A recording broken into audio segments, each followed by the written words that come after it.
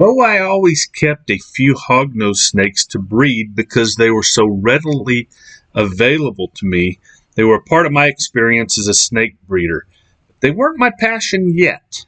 That all changed one day when a customer brought an albino plains hognose snake into my pet store. He had found the snake a few days earlier and was wanting to sell it. I was thrilled with the chance to own what I believed was the first albino plains hognose in captivity. In a world that is often driven by instant gratification, I found special pleasure in working on a specific breeding project that I knew from the beginning would take several years to bring to completion.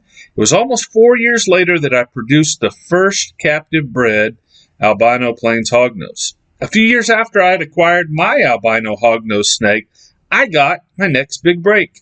Someone called to tell me he had found an albino hognose in New Mexico and that it didn't look like my albino strain. Before long, I had acquired this new albino hognose as well, and indeed, it was completely different type of albino from my original strain. I named the original strain Pink Pastel Albino, and the latter strain simply Albino Hognose. Now that was Richard Evans' notes from the June 2000 edition of Reptiles magazine. As a kid, I'd go to the pet shop. We were always asking questions to the employees. They were excited. People were excited about snakes, what was being produced, what was being collected. Just a really cool time to ramp up herpetoculture. And we would hear a lot of stories. Sometimes those stories were misnomers. Sometimes there was a flare of exaggeration. There was always something with it, but yet we were drawn in. And embedded in those stories were localities that people would talk about finding stuff. I remember Richard Evans talking about one time, and I need to ask him about going out and finding 6 New Mexico milk snakes in one outing. He had a series of places that he would go and some really good milk snake habitat and just found all kinds of stuff. And then today I was talking to him, and he was talking about one of the places he went called King Mountain, and on King Mountain he was able to find a bunch of copperheads. So a lot of conversations had about going out and, finding real cool stuff like that. But the stories that we would hear and talk about, part of what I wanted to do with this season, as I've mentioned, like in the intro, is here's some stories about, herping the Trans-Pecos. Here's some stories about herping for hognose, some stuff that's really cool that you can find. This story today is one of the best I've ever heard. I mean, it's just absolutely crazy. Just take a listen and gather your own thoughts on what went on here. This is the interview. We'll leave his name at Dale for now. And thank you so much for contributing what you said. He talks about finding the very first albino hognose snake in New Mexico. It was the second one ever found. Richard Evans ended up with it and bred it and did quite well with it. So if you've got orange albinos in captivity that you've bred into anything, this guy's the one that kind of brought them to us. So tremendous story, tremendous bloodline. Thanks so much for knowing you had something special. But you got to hear this story. It's just great. Without further ado, we'll jump into it, and I'll finish up with an outro at the end. It found at Portales on the way to get a Coke or something. Is there any truth to anything close to that? Yeah, pretty much. So we live in the country. We were born and raised here in Portales, outside of town. And a buddy of mine would always go out snake hunting all the time. We'd just kind of the evening event during the summer, especially in the fall when the snakes would come up on the road for the heat. So we would catch all kinds of snakes, and most of the time we'd just catch them and release them. And that particular night, I wasn't even snake hunting, but I was just always watching, and we caught him, I believe it was a male, or no, it was a female. Gosh, that's been 40 years ago. Me and a cousin, he lives in Houston. We're just kids at the time, and I had come back from Houston with that cousin, and we had stopped by Pets Plus there with Richard, and he was showing me all these snakes that he had, and he had an albino hognose, and he was telling me how proud he was of it, and it was supposedly the only one in the world at that time. And within like 2 weeks, I caught that snake, and I called him, and I said, "You don't have the only one in the world anymore." And he said, "You're joking." And I sent him pics. And he said, "Well, bring it up here." And so then he ended up acquiring it from me. At that time, I had not bred reptiles or anything, and so was not real sure if I could get it to breed or even survive. I had only had it, like I said, a couple of weeks. And I hadn't been able to get it to eat, but I hadn't tried real hard yet. He said that he remembered that yours didn't look like anything like the one that he had. Do you remember what the major differences were between the one he had and the one you caught? If I remember right, and like I said, this has been, I know that he was extremely excited about my snake. I think mine had quite a bit more orange. Mine was a really orange and white albino. And I don't remember exactly what the differences were between his and mine, but I know that mine was a very distinct orange and white snake. And it was in the evening you caught it, you said? I believe so. That's usually when we were out bopping. But like I said, that wasn't a normal night where we were out hunting for snakes, because there were nights that we would designate, from, 4:30 to 6:30 or 7, we'd go cruise the roads in the country. And especially as it starts getting cooler, the snakes tend to get up on the highway for the heat, I guess. And we would catch rattlesnakes and all kinds of stuff. Mostly bull snakes and a few king snakes here and there, some hognose, but that was certainly the one and only time that I ever found anything like that. So you didn't see any other albinos of any type or anything unusual? No, and in fact, at that time, the genetics thing, that was probably late 80s, early 90s, somewhere right in there. And at that time, the genetics thing was not, there was no albino ball python, or if there was, it was just not those. The genetic thing had not exploded like it has now, where you're producing all kinds of stuff and everything's worth pretty decent money. So Richard was definitely the first one to be producing those. And yeah, that's pretty cool, man. I mean, that's just amazing. I actually caught one just a week ago in my backyard. Cool. They tend to be more, or the ones that I had found typically, now that one was an aberration, but most of the ones that I have found are ones that are close to residence, where, maybe in a well house or something like that, where there's a higher moisture content. The one that I caught last week, I thought it had eaten one of, I had hatched out a bunch of baby chicks, and I thought it had eaten one of the chicks. And when I picked it up and was showing it to my wife, it regurgitated its meal, and it was a frog. Oh, yeah. It was a pretty good sized frog. Most of the ones that I have found, especially the bigger ones, have been like in our well house or, in our front yard, and they're definitely after the frogs, or especially after we've had a ton of rain here lately. So I've seen several hognose just here in the last week or two where that's not typically the case. I interviewed another guy in Roswell, and most of the hognose he's got down there are a lot lighter than the ones that are here in Lubbock. Here in Lubbock, it's like a tan background color with a kind of a darker tan or gray blotch. But the ones he sees over there are kind of a butterscotch yellow background with a dark, almost black blotch and black face mask.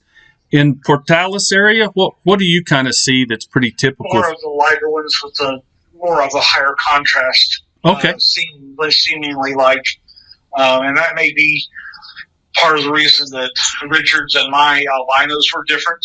Right. Is that, if the animals, like you're saying here, are kind of more high contrast, then it would hold true that my albino probably would have been a little higher contrast, the oranges and whites, more well-defined than, the one that he had found. If I understand right, he had acquired that one from another guy. He didn't get it personally. And so, but it was really strange that literally, 7 to 14 days after I had been there, and he had shown me this incredible hognose and told me all about how it's the only one in the world, and he was so thrilled to have it. And it was a male also, and that he had said, that's the only thing he wished is that it was a female. And then 7 to 14 days, I called him and said, "You're not going to believe this." He's like, "What?" I'm like, "I've got one of those snakes." That is just really wild. And interestingly enough, I met with and did an interview on Memorial Day with the guy that caught the first one. So he kind of filled me in because I had some I got my information when I was a kid. I mean, I'm 48 now, but when I was a young teenager, we were catching hognose, around Smyre, Texas, and Leveland and places like that. So we were out in that part of the country, and we would take them to Pets Plus and sell them, just like everybody did. Sure. All the stories we heard were secondhand, so we didn't know what was true, what was not. Yeah, that man that caught that one, he caught it in the oil field down by Plains, Texas. He caught that one in October, and it was a juvenile male about, 10 or 11 inches. I've got a picture of it. It was bright pink. Yeah, that's what I remember, is that the one that he had was more of a pink color, and mine was definitely orange and white. What a super cool account. I mean, I just love hearing, these firsthand accounts of finding this stuff. I mean, can you imagine being the individual that's not even looking for snakes at night? You're a herper. 2 weeks prior, or 10 days, or whatever he said, he sees the first albino he's ever seen, and mind you, between the localities of what's been found, the pink pastel to where the orange albino was found is exactly 80 miles. I know the exact coordinates. I'm not going to release those right now. Just, you could probably go, it's like a needle in a haystack. I remember where the one that was cut in half or had the head chopped. If you've got a copy of I think it's in the Morph Guide. If it's not in the Morph Guide, it's for sure in the Albino Traits book. You'll have to look at it. That was one that a friend of mine found when he was out cruising early one year. Somebody had obviously encountered the hognose snake. We know they bluff strike and whatever. They thought it was a rattler, and they cut its head. And so they threw it in the middle of the road, or it was found in the middle of the road. But when my friend was cruising down through there, he found it. And that was at a time where albinos were still fetching well over $1,000. It may have still been at $1,500, and he found that. But back to the original point, 80 miles between the localities where the pink pastel was found down around Plains, Texas, and the locality near Portales that Dale's sharing with us here.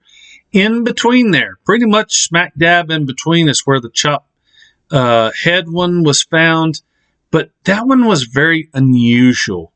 I don't know how to describe it. Its belly looked more like the hypo, the Evans hypo, kind of a reddish color belly. Not a typical for the orange albino, and definitely not typical for the pink pastel.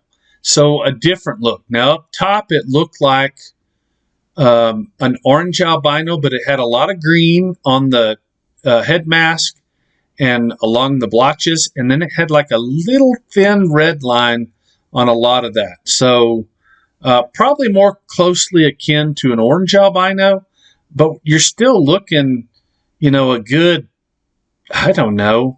50 miles from the head chopped one to the orange albino, and probably a good 40 miles from the head chopped one down to the pink pastel.